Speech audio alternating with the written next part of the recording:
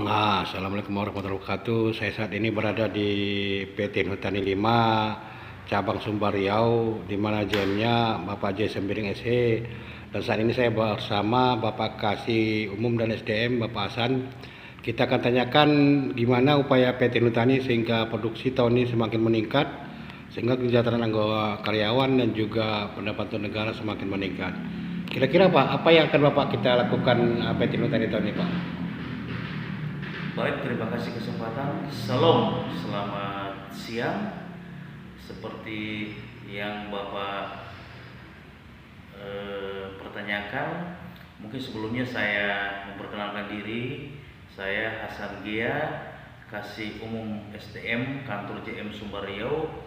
Ini mewakili Pak JM untuk menyampaikan beberapa hal sesuai dengan pertanyaan dari berita warta, bahwa pada saat ini sesuai dengan RKAP perusahaan PT Inhutani 5 setelah regrouping, setelah merger, itu telah ditetapkan usaha untuk 2023 ini itu masih mengacu pada kegiatan-kegiatan tahun-tahun sebelumnya, yaitu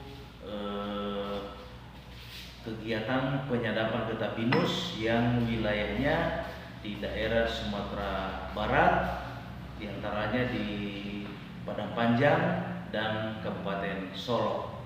Itu terus dilakukan karena itu adalah merupakan core bisnis daripada perusahaan, dan itu sudah dilaksanakan beberapa puluh tahun terakhir ini. Yang kedua, kita juga menangkap peluang-peluang, yaitu kegiatan-kegiatan rehab dari Bappedas Provinsi Riau, itu Bappedas Indragiri Rokan, dan juga Bappedas Agam Kuantan yang di Provinsi Sumatera Barat. Itu kita menangkap peluang-peluang kerjaan, yaitu rehabilitasi hutan dan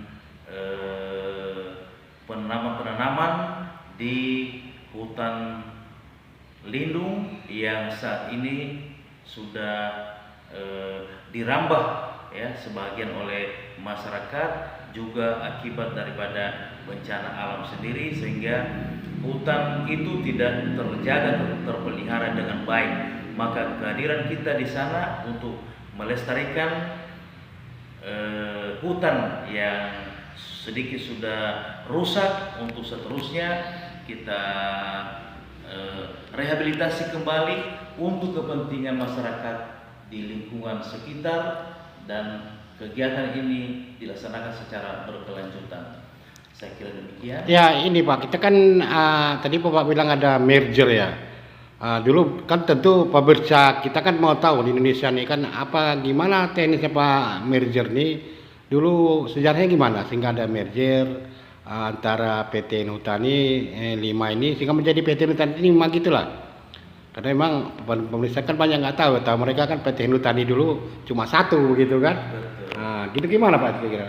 Jadi ini semua berdasarkan kebijakan daripada pemerintah, terutama pemegang saham induk daripada organisasi Inhutani ini adalah Perum Perhutani yang wilayah kerjanya ada di daerah Jawa. Lalu Inhutani ini sebenarnya ada 5, Inhutani 1, Inhutani 2, Inhutani 3, Inhutani 4 yang wilayahnya di Sumatera, dan Inhutani 5 yang wilayahnya di Sumatera bagian selatan.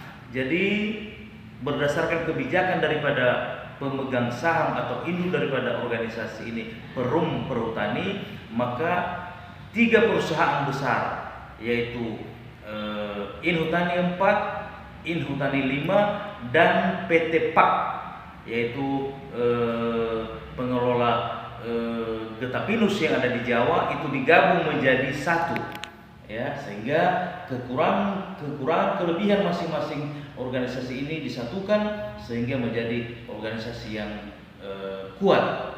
Demikian Pak. Ya, tentu kan dengan merger ini kita kan akan banyak ya perubahan-perubahan yang terjadi baik tingkat jabatan, pekerjaan dan juga penanganan di lapangan. Karena berubah pengurusan organisasi tentu berubah kinerja organisasi tersebut.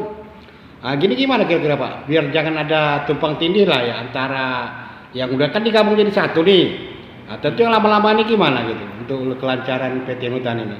Jadi adalah keniscayaan ketika terjadi penggabungan perusahaan maka banyak konsekuensi-konsekuensi yang terjadi, terutama masalah pengaturan struktur daripada organisasi itu sendiri. Tentu pasti ada perubahan-perubahan, ya ada perubahan melengkapi ya daripada struktur yang lama di mana 3 perusahaan ini menjadi satu, maka tentu harus diterbitkan ya surat keputusan mengenai struktur yang baru yaitu PT Inhutani 5, dan di dalamnya seperti saya katakan tadi bahwa pasti ada konsekuensi daripada penyatuan 3 perusahaan ini, yaitu beberapa karyawan itu akan dimutasi ya, dimutasi ke kemana-mana sesuai dengan pengaturan daripada pihak manajemen, dan itu didasarkan daripada kebutuhan masing-masing organisasi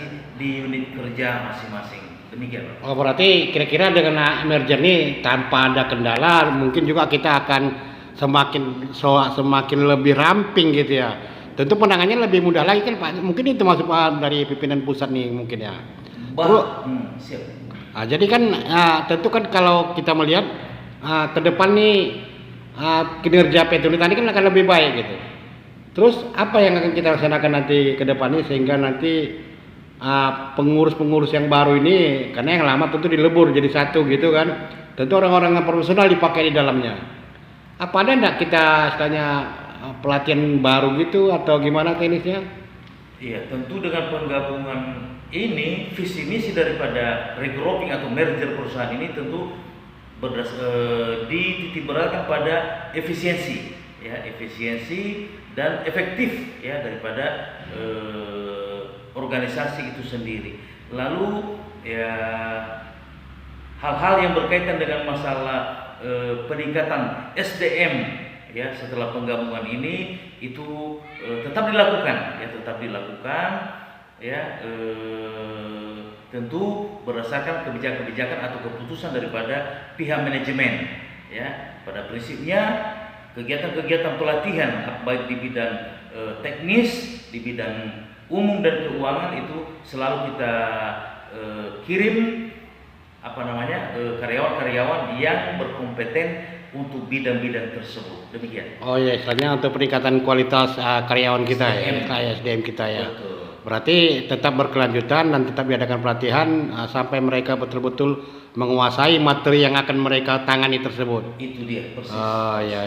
Jadi untuk tahun ini berarti tanpa ada kendala dengan merger yang diadakan tahun lalu mungkin Pak ya kan? Betul. Jadi kira-kira untuk unit usaha kita untuk awal tahun ini tetap kita jalankan dari program tahun lalu atau ada perubahan gitu kira-kira? Meneruskan ya, kita meneruskan daripada kegiatan-kegiatan tahun lalu. Lalu ketika ada peluang-peluang usaha atau pekerjaan-pekerjaan kita dapatkan dari pihak Bappedas, maka tentu itu kita kerjakan karena memang dari dulu kita sebagai perusahaan negara itu yang diutamakan. Memang ada kebebasan karena itu sistem